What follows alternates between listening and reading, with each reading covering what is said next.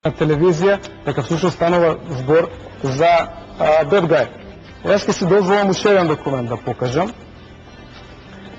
И тоа е подкрепа на моите тези. Во последно време работам со објавувањето на книгите и со моето присуство на интернет да покажам дека ваквите методи може да се разобличат не со тоа што јас ќе се бранам, не сум бил таков, туку со презентирање на корпус деликти.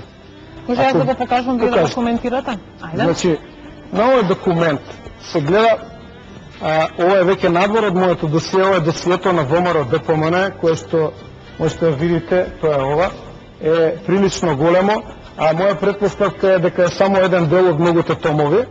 На овој документ што вие го покажувате може да се види под број 4 моето име. Значи, едни од најголемите и најопасните луѓе за таа структура се лоцирани. Сега, ВМРО беше, како што беше исследувано, Лупчо беше прогласуван за луд, дека е тепал жена му и дека го кршел секој ден својот кабинет. Доста Демовска беше дежурниот бугараш, а Филип беше дежурниот проблем чайлд, човекот што правеше проблеми постојано во општеството. Имено, може да го сакаме во оваа емисија да именуваме луѓе од другата страна, кои што имаат многу проблематично однесувања, а не биле расплувани на крст. Значи, не се бранам себе си, туку сакам да ви предочам дека постои спрега на партија, на државни структури, ресурси од државата и новинари кои што делуваат во создавање на една општа слика. И претпоставам дека многу луѓе нема да бидат убедени. Мојата намера не е никого да разубедувам, веќе ми доја преку глава да се правдам. Не се правдам на никого, само сакам да кажам дека моите ставови, како одговор пред историјата и како одговор пред следните векови, следните генерации, ги објавив во книги и тоа за мене е доволна сатисфакција. Значи немало незрело Имало. однесување. Имало. Меѓутоа, не можете вие незрело однесување да го прогласите за државен проблем број 1. Не зборам за вас како личност, туку зборувам за она што во општеството се доведе до една платформа на општо масовна хистерија. Филип Петровски. Да.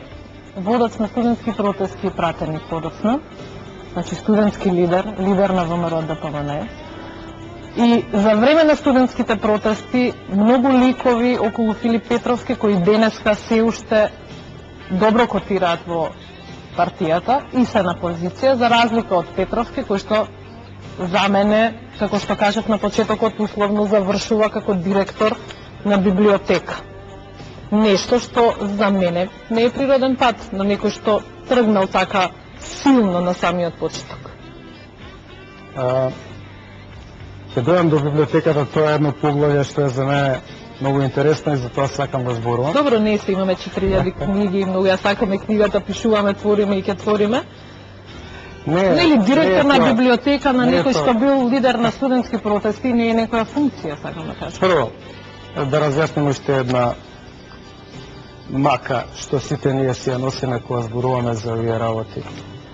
Кога ги правевме протестите, ништо не очекувавме. Јас не очекувам ни пратеник да бидам, не очекував нити поместување во структурата на ВМРО. Меѓутоа, некои работи се синхронизираат во природата и добиваат свој тек. Без разлика што некој пат тој тек е добар, некој пат тој тек е лош, некој пат е побрз, некој пат е поспор. Можам да се сложам со констатацијата дека сум завршил во библиотеката, меѓутоа би ја дополнил со тоа на собствено барање.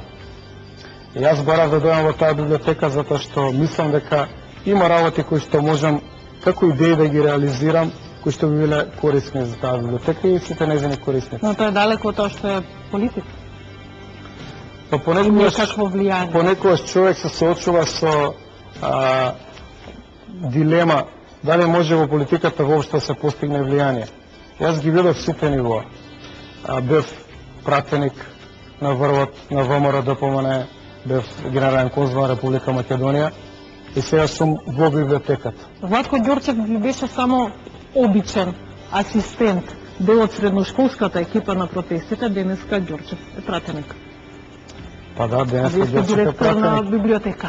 Гледате, не може тоа да се спореди, нити сакам да правам споредба, секој со својот крст на чело, а ја мислам дека он има услови да биде добар пратеник и избран е од народот, подршка добил преку партиската структура, му посакувам се најдобро.